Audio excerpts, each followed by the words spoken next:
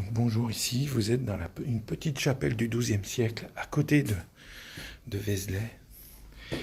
Elle s'appelle la Cordelle de Vézelay, la chapelle Sainte-Croix. Alors ici, cette chapelle, elle est là, vous voyez. Là.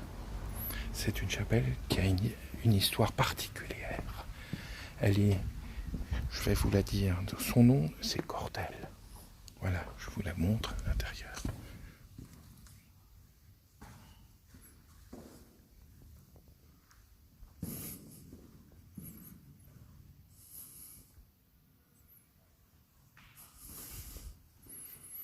Et là, vous avez un cantique de Saint François d'Assise, qui est magnifique.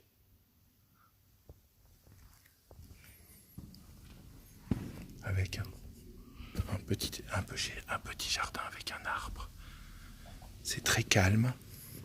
Donc ici, elle s'appelle Cordelle, qui vient des franciscains. C'est-à-dire, elle s'appelle Cordelle, c'est la ceinture des franciscains.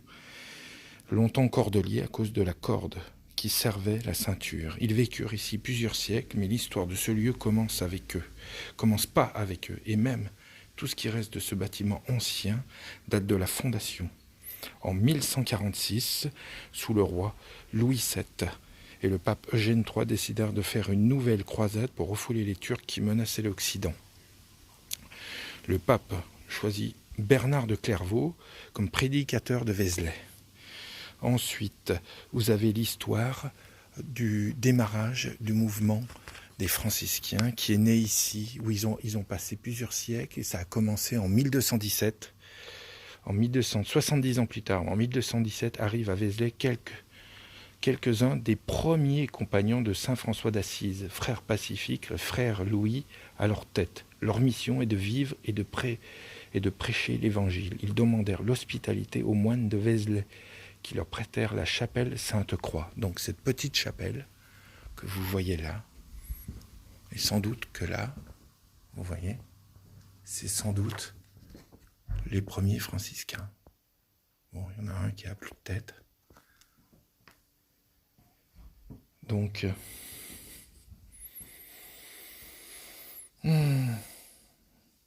après quelques luttes et mises au point, les frères mineurs peuvent s'installer définitivement et reçoivent la permission de quêter. Ils peuvent alors construire un couvent de 25 religieux vers 1232. Saint Louis est venu voir les frères franciscains 4 fois pendant son règne, 1244, 1248, 1267 et 1270. En 1360, ce lieu a souffert de la guerre de Cent Ans, avec les Anglais, commandés par Édouard III, occupent la Cordelle, puis attaquent Vézelay jusqu'en 1375.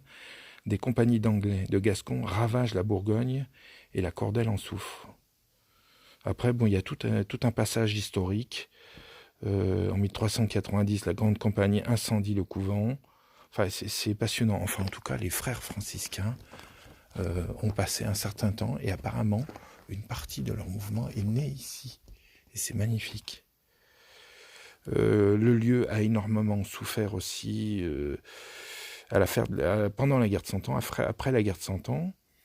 Elle a souffert aussi en 1637 à 1643. Elle a surtout souffert à la Révolution. À la Révolution, il ne reste plus qu'un religieux pour vivre. Il est obligé de vendre la toiture de la charpente et le dallage de l'église. Puis les couvents devenus bien national est cédé à un marchand de matériaux qui vend le reste de l'église Sainte-Croix. Seul resté debout est transformé en grange par un cultivateur, et ceci jusqu'à Pâques 1949. Donc en 1949, les franciscains souhaitent revivre dans ce lieu en temps où tant des leurs avaient cherché à suivre Jésus-Christ, vont demander à la famille de Chastelux, devenue propriétaire vers 1840. Ils peuvent renouer la tradition si longtemps interrompue. C'est avec joie que celle-ci les accueille.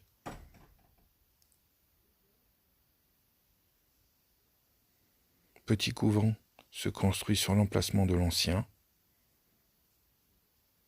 Donc les franciscains ont récupéré l'espace depuis 1949. Là, il n'y a personne. C'est très très calme. C'est très agréable. Là, vous avez le tract qui présente, qui marque ce que je vous ai lu. Le lieu a été très abîmé sous la République, à la naissance de la République, à la Révolution française.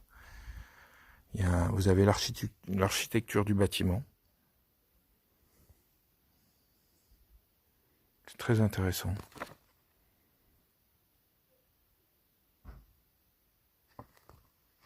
Donc ça, c'est l'histoire.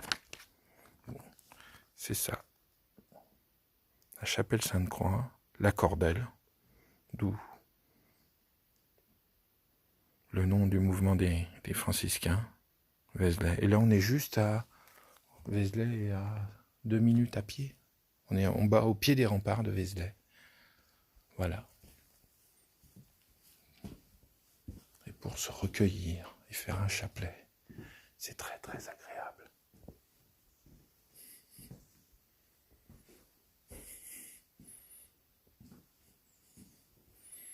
Voilà le message qui dit au peuple et aux passants, soyez les bienvenus.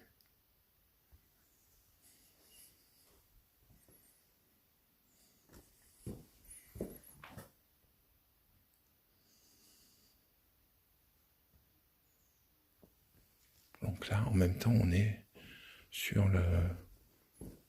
un lieu de pèlerinage. On est sur un lieu de pèlerinage de Compostelle et de la basilique.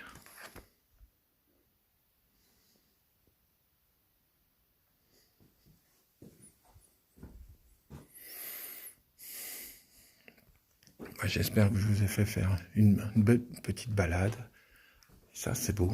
Ça met des vues quand même. Bon, je ne sais pas si vous le voyez bien. Je vais me rapprocher. La croix marquée 1690. Avec la croix et les bras croisés. C'est magnifique. Magnifique. Paix à votre âme et à la prochaine fois. Bonne journée à vous et que Dieu vous protège. Amen.